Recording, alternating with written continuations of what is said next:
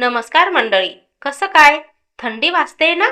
सकाळी सकाळी पांघरुणातून बाहेर यायचा खूप कंटाळा येत असेल, नाही का? असं वाटतं अजून 10 मिनिटं लोळावं. आणि त्यात जर हातात गरम गरम वाफाळलेला चहाचा कप मिळाला तर क्या बात है. पण मंडळी, तुम्ही एक गोष्ट नोटीस केली का? थंडी सुरू झाली की आपल्याला भूक खूप लागते. सतत काहीतरी खावंसं वाटतं. उन्हाळ्यात जेवण जात नाही, पण थंडीत मात्र 2 घास जास्तच जातात. तुम्ही म्हणाल, हे असं का होतं? अहो, एकदम सोपं आहे. बाहेर थंडी असते, त्यामुळे आपलं शरीर स्वतःला आतून गरम ठेवण्यासाठी धडपडत असतं. आणि ही उष्णता निर्माण करण्यासाठी शरीराला जास्त इंधन लागतं. हे इंधन म्हणजेच आपलं जेवण. म्हणून जुनी लोक म्हणतात, हिवाळ्यात खाल्लेलं अंगाला लागतं. पण नेमकं खायचं काय? पिझ्झा बर्गर नाही हं, तर स्वयंपाकघरातले साधे पण पॉवरफुल पदार्थ. चला, आजच्या भागात आपण अशाच काही खास पदार्थांबद्दल गप्पा मारूया, जे थंडीत तुमचे बेस्ट फ्रेंड असायला हवेत. 1. गूळ आणि शेंगदाणे, गरिबांचे बदाम. सगळ्यात आधी बोलूया माझ्या आवडत्या जोडीबद्दल, गूळ आणि शेंगदाणे. बघा, थंडीत साखर खाणं थोडं कमी करा आणि गुळाशी दोस्ती करा. का? कारण गूळ उष्ण असतो, तो शरीरात गरमी तयार करतो. आणि दुसरं म्हणजे थंडीत आपल्याला थोडा आळस येतो, थकवा जाणवतो. गुळात भरपूर लोह असतं, ज्यामुळे तुम्हाला लगेच ताकद मिळते. आणि जोडीला शेंगदाणे का? कारण शेंगदाणे म्हणजे गरिबांचे बदाम आहेत. मूठभर शेंगदाणे खाल्ले तरी बदामा इतकीच ताकद मिळते.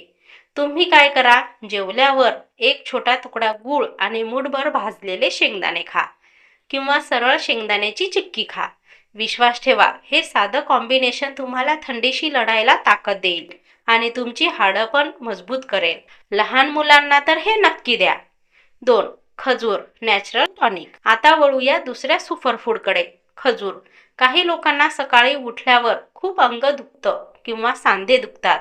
त्यांच्यासाठी खजूर हे औषध आहे. खजूर शरीराला आतून गरम ठेवतात. तुम्ही सकाळी नाश्त्यात 2 खजूर खाऊ शकता, किंवा रात्री दुधात खजूर उकळून ते दूध प्या. यामुळे काय होईल? एकतर झोप छान लागेल आणि दुसरं म्हणजे सकाळी पोट साफ व्हायला मदत होईल. ज्यांना रक्ताची कमतरता आहे त्यांच्यासाठी तर खजूर वरदान आहे. 3. बाजरी आणि तीळ, थंडीतले राजे. आता थोडं जेवणाकडे वळूया. हिवाळ्यात जेवणाच्या ताटात बाजरीची भाकरी हवीच. गव्हाची चपाती ठीक आहे, पण बाजरीची मजाच वेगळी. बाजरी उष्ण असते. गरम गरम बाजरीची भाकरी, त्यावर पांढरं लोणी आणि सोबतीला वांग्याचं भरीत.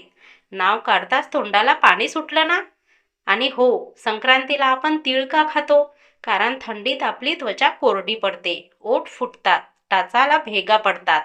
तिळामध्ये नैसर्गिक तेल असतं. हे तेल आपल्या शरीराला आतून मऊ ठेवतं. म्हणून रोजच्या जेवणात, चटणीत किंवा भाकरीला वरून तीळ नक्की लावा. हे जुन्या लोकांनी उगाच नाही ठरवून दिलंय, त्यामागे हे शास्त्र आहे. 4. काय टाळायचं? जरा जपून.